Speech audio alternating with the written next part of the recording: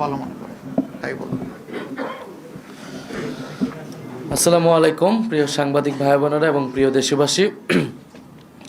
11 দলের পক্ষ থেকে আমরা এই নির্বাচন নিয়ে আমাদের অবস্থান অলরেডি ব্যক্ত করেছেন 11 দলের অন্যতম দল প্রধান দল জামাত ইসলামী সংগ্রামী আমির ডক্টর শফিকুর রহমান।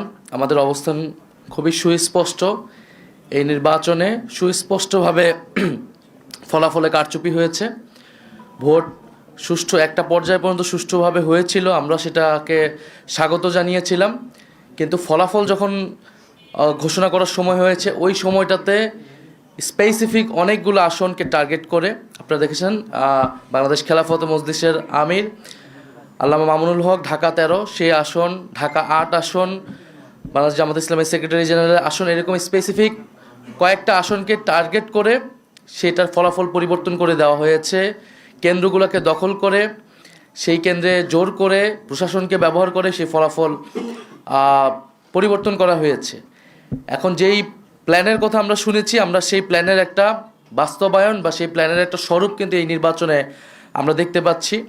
এবং এই ধরনের ফলাফল কারচুপি করে যারা পুরনো আমলে আওয়ামী লীগ যেইভাবে নির্বাচন করেছে সেই ধরনের প্রচেষ্টা আমরা যাদের ভিতর দেখতে পাচ্ছি, তারা কিভাবে রাষ্ট্র পরিচালনা করবে, কীরকম দেশ পরিচালনা করবে, সেটা নিয়ে জনগণের মধ্যে প্রশ্ন এসেছে। এবং নির্বাচনের পরদিনই যারা তাদের প্রতিদ্বন্দ্বীদের উপরে হামলা, সারা দেশে নির্বিচারে বাড়িঘরে হামলা, আগুন লাগানো, হুমকি এবং এলাকা ছাড়া করতেছে, তাদের কাছে এই দেশের জনগণ, এই দেশের মানুষ কিভাবে নিরাপদ থাকবে সেটা নিয়ে প্রশ্ন এসেছে। এবং সেটার জন্য আমরা 11 দল কিন্তু ঐক্যবদ্ধ হয়েছি।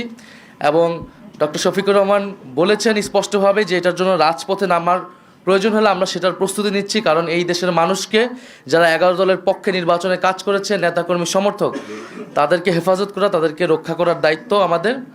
আরেকটি কথা আমি বলতে চাই, আমরা জনগণকে অভিবাদন জানাই যে জনগণ এত প্রতিকূলতার মধ্যেও 11 দলের পক্ষে ভোট দিয়েছেন, 11 দলের পক্ষে বিজয়ী হয়েছেন।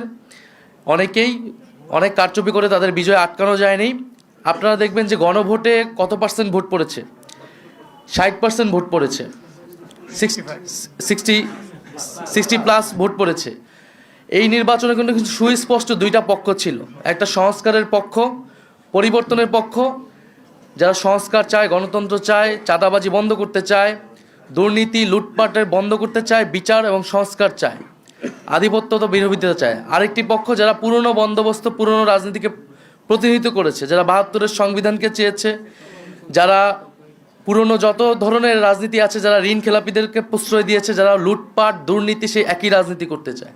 ফলে জনগণ ব্যাপকভাবে যেই 60%-এরও বেশি, 60+ সংস্কারের পক্ষে তারা ভোট দিয়েছে, সেই একই জনগণ কিন্তু 11 দলের পক্ষেও ভোট দিয়েছে। কিন্তু শেষ মুহূর্তে এই 10%-এর মতো ভোট কিন্তু কারচুপি করা হয়েছে, ফলাফলে কারচুপি করা হয়েছে। নাহলে এই পুরা ভোটটাই 11 দলের পক্ষেই আসতো। শেষ মুহূর্তে 11 দলের অনেক গুরুত্বপূর্ণ নেতাকে এবং প্রার্থীকে হারিয়ে দিয়ে ক্ষমতা নিয়ে নেওয়ার চেষ্টা করেছে। এবং আমরা নির্বাচন কমিশনে সেটা সুস্পষ্টভাবে এই অভিযোগ জানানো হবে, প্রার্থীরা জানাবে যাদের, এবং নির্বাচন কমিশন সেখানে কি ভূমিকা পালন করতেছে, তাদের অবস্থান কি, এর উপর নির্ভর করবে আমাদের নির্বাচন নিয়ে চূড়ান্ত অবস্থান। ধন্যবাদ সবাইকে। জি।